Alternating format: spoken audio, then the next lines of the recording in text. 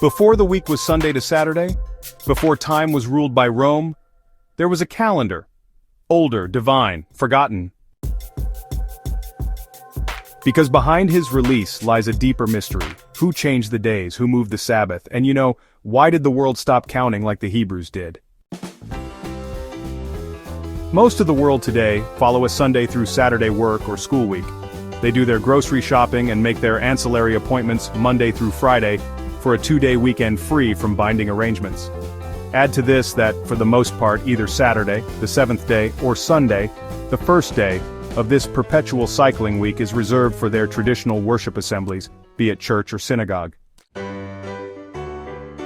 This cycle is adhered to for years, and even entire lifetimes, yet with little thought or regard for how this week and entire calendar arrangement came to be in the first place. After buying into or being born into this narrative, most well-meaning folks continue to follow their leader, like the Pied Piper, never questioning again whether it stands or falls compared to the scriptural standard of time measurement. And if they entertain the question for a moment, it is soon overthrown and outweighed by the sheer amount of popular thought against it week after week from their preferred centers of worship. So, this investigation aims to illustrate that, in addition to the Roman calendar, the Hebrew original calendar model ordained at creation is actually the only calendar model utilized and sustained by Abraham and Moses. Following these in like manner, the Messiah signed, sealed, and delivered it 1,500 years later. Yet it has been wholly undermined and transformed over the centuries since then. The Hebrew calendar is no longer synchronized to Scripture or their creator. Neither is it even recognizable by him, as documented within 3 recorded and distinct periods of change that have taken place over the millennia.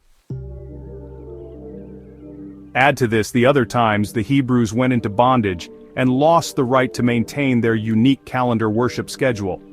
Today, they no longer discuss or consider it to be in great error, nor will they entertain the thought that it is out of sync with every unit of time. Discover how these changes have impacted what many of us have trusted as unquestioningly accurate about when the year, month, week, day, Sabbath, and feast days begin, believing it must be aligned with Scripture. No wonder many in society feel none of this remains important today, as so much has become distorted and convoluted.